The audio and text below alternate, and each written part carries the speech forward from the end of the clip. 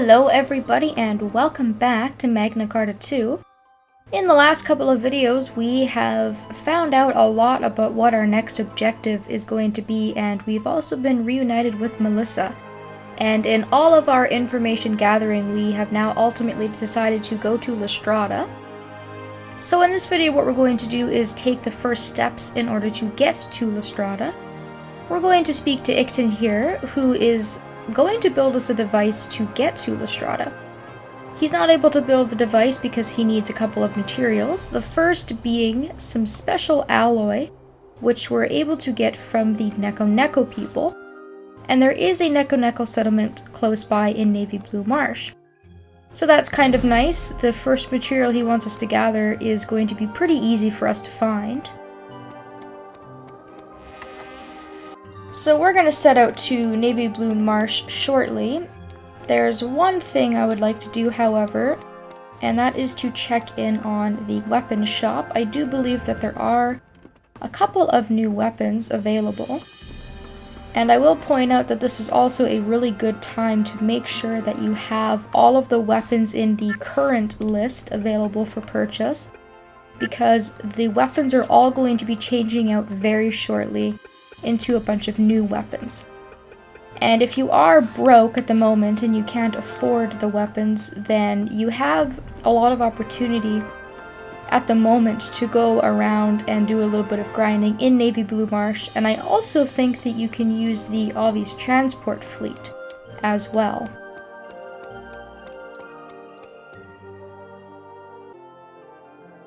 Melissa, I'm glad we were able to see each other again. I wanted so badly to persuade you that day. I'm really sorry, Juto. I've put you through such horrible things. It's alright. You came back to me. Besides, it was thanks to you that I learned the truth. We were able to unmask Shuenzite too. I should be thanking you. Can I join you and fight? Of course. I want to do all I can to make up for my mistakes. I said the same thing. After all, I used to be Elgar the Regicide. I had a hand in unforgivable things. But you won't be able to stay here if you constantly torment yourself by thinking about your sins. Let's fight together. Let's bring Strada down to the ground and take back our world. Juto, you've changed.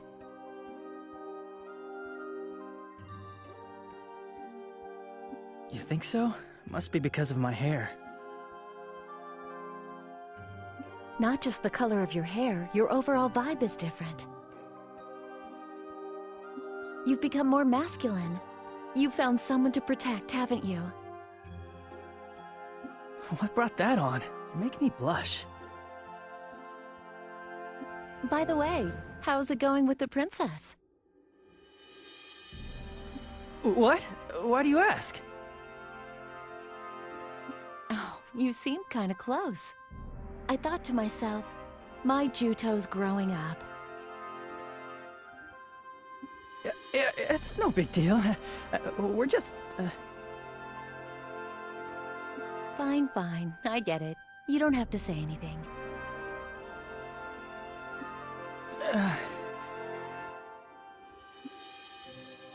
What are you two talking about? Oh, nothing. Huh?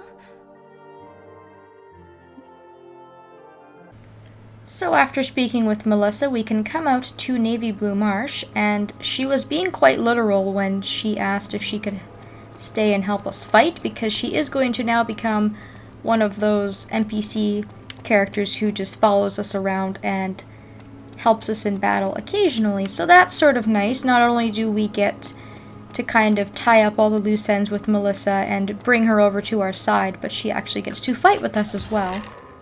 Now, of course, she's not going to be as powerful or as useful as she has been when we've fought her in the past, but that's alright. We don't have to worry about her HP or any of her stats, so there's really no harm in having her around.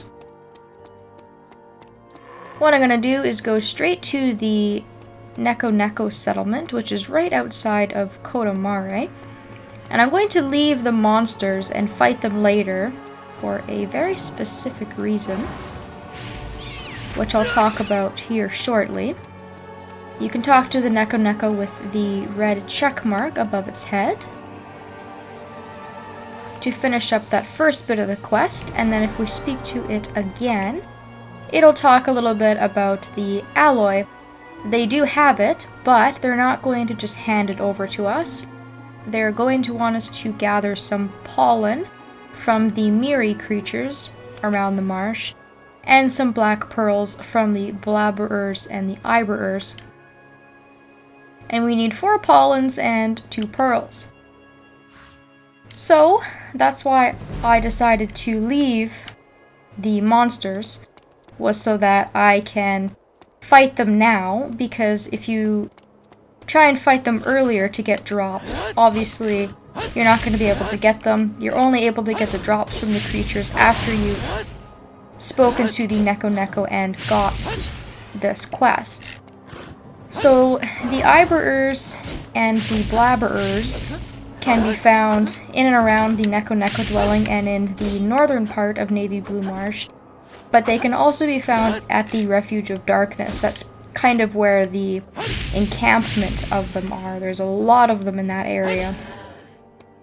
If you are having troubles finding the pearl, we only need 2 of them, and I was able to actually get 2 from those first 2 that I fought, which is really, really lucky. And that's kind of the hard part done with, because the Meres are everywhere, and getting 4 things of pollen is really not going to be an issue at all. So now we just have to kind of go around the marsh, get a little bit of Sid and experience, and hopefully pick up those bits of pollen. There is also an unmarked side quest that we can pick up if we go north towards the entrance to Dunan Hill, but I'm not going to worry about that right now. I'll probably do that in a separate video, but we will want to do that before we leave the marsh. And it is missable, and you certainly don't want to miss it. So I'll kind of just put that on my to-do list. I'm just going to focus on getting rid of all these creatures first, and then that way we can collect the first of the 2 ingredients that Igton needs all in one video, and we can kind of separate it all by tasks to make it a little bit easier for us. Because he is going to need us to do a little bit more work for him as soon as we're done collecting this alloy. We are never short of work, that's for sure. But I guess, fair enough, if we want to get to Strada, which is sort of an impossible feat for the most part, then we should probably put a little bit of work into it in order to get there. These Meres, the purple ones, are a little bit tougher than the green ones, but it's not like they'll give you any sort of trouble. They just are a little bit more beefed up, a bit of a higher level. And I don't find the drop rate on the pollen to be low. I usually find at least a drop of pollen in every single group of Meres, so hopefully the next group that we fight we'll be able to get our final bit of pollen, and then we can be on our way back to the Nekoneko dwelling. Too slow. I can see what and it's sort of nice if you're able to get the 2 black pearls in this area, because it means that you don't really have to traverse all around Navyblue Marsh.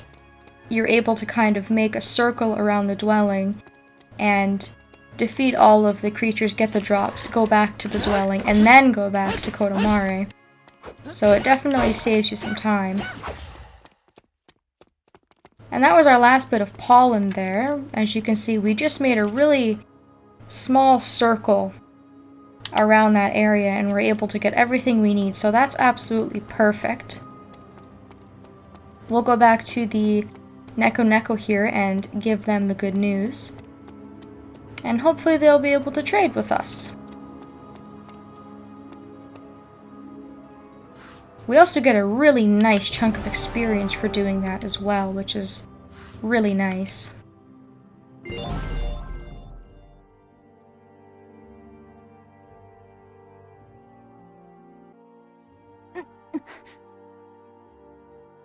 What's the matter? Does something hurt?